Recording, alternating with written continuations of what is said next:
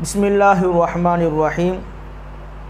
அன்பு மிகுந்த இஸ்லாமிய சகோதர சகோதரிகளே, அஸ்ஸலாமு அலைக்கும் வரஹ்மத்துல்லாஹி வபரகாத்துஹு.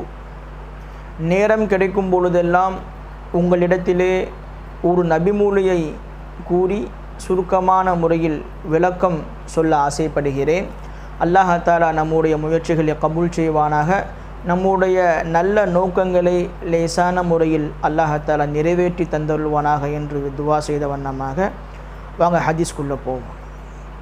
இந்த ஹதீஸ் முஸ்லீம், அபுதாவுது, இப்னு ஹிப்பான், தாரகுத்தினி, ஹாக்கிம் போன்ற நூல்களில் வருகிறது. அபூ ஹுரைரா ரலியல்லாஹு தஆலா அன்ஹு அவர்கள் இந்த ஹதீஸை அறிவிக்கிறார்கள். நபிகள் நாயகம் ஸல்லல்லாஹு அலைஹி வஸல்லம் அவர்கள் சொன்னார்கள், கஃபா பில் மர்இ கதிபன் அன் யுஹத்திஸ பிகுல்லி மா சமிஅ. என்ன பொருள்? ஒரு மனிதன் அவன் கேட்டதையெல்லாம் பிற மக்களிடத்திலே சொல்வது அவன் பொய்யன் என்பதற்கு போதுமானதாக ஆகிவிட்டது என்பதாக நபிகள் நாயகம் ஸல்லல்லாஹு அலைஹி வஸல்லம் அவர்கள் சொன்னார்கள். அன்பு மிகுந்தவர்களே, இந்த ஹதீஸை பல வகைகளில் நாம் பார்க்கலாம். முதலாவது வகையில் நாம் பார்த்தோம் என்று சொன்னால், நபி ஸல்லல்லாஹு அலைஹி வஸல்லம் அவர்கள் சொன்னதாக உங்களுக்கு ஒரு விஷயங்கள் உங்கள் காதில் வருகிறது, அல்லது நீங்கள் படிக்கிறீங்க என்று சொன்னால், யார் சொன்னால், எந்த புத்தகத்தில் வருது என்பதை நாம் கண்டிப்பாக கவனிக்க வேண்டும். ஏனென்று சொன்னால், நாம் அதில் அலட்சியமாக இருக்கும் பொழுது நபி ஸல்லல்லாஹு அலைஹி வஸல்லம் அவர்கள் சொல்லாததையெல்லாம் நாம் செவி வழியாக கேட்டு பிற மக்கள்கிட்ட சொல்லிடுறோம், அல்லது வாட்ஸ்அப்பில் வரக்கூடிய அந்த விஷயங்களை பார்த்து சிந்திக்காமல் பிற மக்கள்கிட்ட சொல்லிடுறோம். அப்போ நாம் அப்படி சொல்லும்போது நாம் மார்க்க அடிப்படையில் ஒரு பொய்யன் என்பதாக ஆகிவிட்டது. அல்லாஹ் நம்மை காப்பாற்றுவானாக. உதாரணமாக ஒன்று சொல்கிறேன் பாருங்களேன். இந்த நோம்புக்கு முன்பு ஒரு மெசேஜ் ஒன்று வந்துச்சு. நோம்பினுடைய அறிவிப்பை முதலாவதாக யார் 10 நபர்களிடம் போய் சொல்கிறாங்களோ அவங்களுக்கு நரகம் ஹராமாகிவிட்டது, நரகம் ஹராமாக்கப்பட்டு விட்டது என்பதாக நபி ஸல்லல்லாஹு அலைஹி வஸல்லம் அவர்கள் சொன்னதாக வருகிறது என்று வாட்ஸ்அப்பில் ஒரே மெசேஜாக போயிட்டே இருக்குது. எனக்கும் அந்த மெசேஜ் வந்துச்சு. கூடுதல் தகவல் அதை எனக்கு அனுப்பியது ஒரு ஆலிம். அல்லாஹ் அக்பர். அப்படி ஒரு ஹதீஸே கிடையாது. ரசூல் ஸல்லல்லாஹு அலைஹி வஸல்லம் அவர்கள் அப்படி சொல்லவே இல்லை. ஆக எவ்வளோ அலட்சியம் பார்த்தீங்களா? எத்தனை பேருக்கு அந்த மெசேஜ் போய் சேர்ந்துருச்சு. அல்லாஹ் தஆலா அந்த நேரத்தில் ஒரு ஜும்மாவில் பயான் பண்ணக்கூடிய ஒரு வாய்ப்பை கொடுத்தா அந்த மக்களிடத்தில் நம்ம இதை எடுத்துரைத்தோம். அங்கே உள்ள சில மக்களும் ஒருத்தர் கொடுத்து ஷேர் பண்ணியிருக்காங்க. அல்லாஹ் நம்மை காப்பாற்ற வேண்டும். அப்போ நம்முடைய அலட்சியம் பார்த்தீங்களா?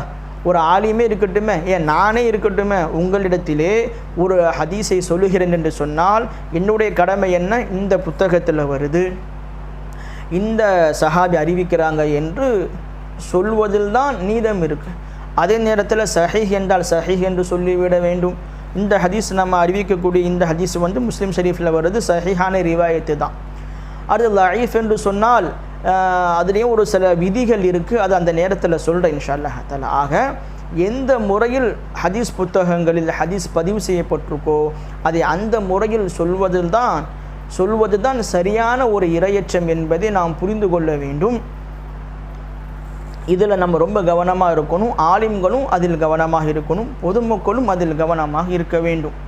இது ஒரு வகையில் இந்த ஹதீஸை நாம் பார்க்கக்கூடிய விதம். இன்னொரு வகையில் வாழ்க்கையினுடைய தத்துவங்கள் இதில் இருக்குது.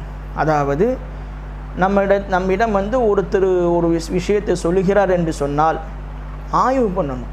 உலக விஷயத்தில் நமக்கு அந்த தெளிவு இருக்கத்தான் செய்யுது. இருந்த போதிலும் கூட சில நேரங்களில் ஒருத்தர் உன்னை பற்றி அவர் இப்படி சொல்கிறாருப்பா என்று சொல்லும்போது அப்படியே நாம் ஏற்று அவர் மேலே கோபம் பட்டு கொள்கிறோம்.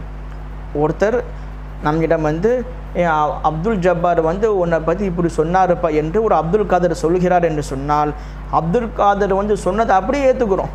அப்துல் ஜப்பார் மேலே கோபம் வந்துடுது, ஆனால் அப்படி சொல்லியிருக்கவே மாட்டார். அப்போ நம்ம என்ன பண்ணணும்? இவர் எந்த அடிப்படையில் நம்மிடம் சொல்லுகிறார்?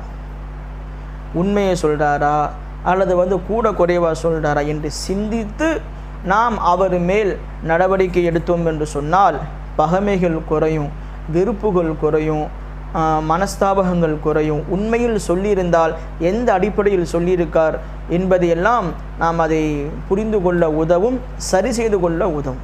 இது வெறும் ஒரு 3 நபர்களுக்கு மத்தியில் மட்டும் இந்த விஷயத்தை நாம் எடுத்துக்கொள்ள முடியாது. குடும்பத்திலையும் சரி, அண்ணன் தம்பிங்களுக்கு மத்தியில் உன்னை பற்றி இப்படி சொல்கிறாரப்பா அப்படி சொல்கிறாரப்பா என்று சொன்னால் உண்மையில் சொன்னாரா, அப்படி சொல்லியிருந்தால் எந்த அடிப்படையில் சொல்லியிருக்கார் என்பதையெல்லாம் சிந்தித்தோம் என்று சொன்னால் குடும்ப உறவுகளும் அது பிளவு படாமல் ஒன்றாக இணைந்திருப்பதற்கு உதவியாக இருக்கும். ஒரு நிர்வாக ரீதியாக இருந்தாலும் சரி, கொடுத்தல் வாங்கல் விஷயமாக இருந்தாலும் சரி, என்னவா இருக்கட்டுமே, நமக்கு ஒரு செய்தி வருகிறது என்று சொன்னால் அதில் அப்படியாக அதை ஒரேடையாக எடுத்துக்கொள்ளாமல் சிந்திப்பது என்பது நம் மீது கடமையாக இருக்கிறது.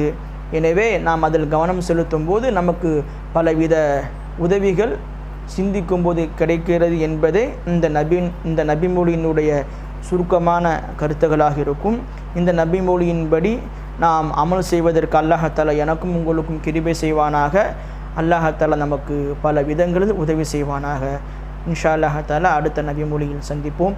அஸ்ஸலாமு அலைக்கும் வரஹ்மத்துல்லாஹி வபரகாத்துஹு.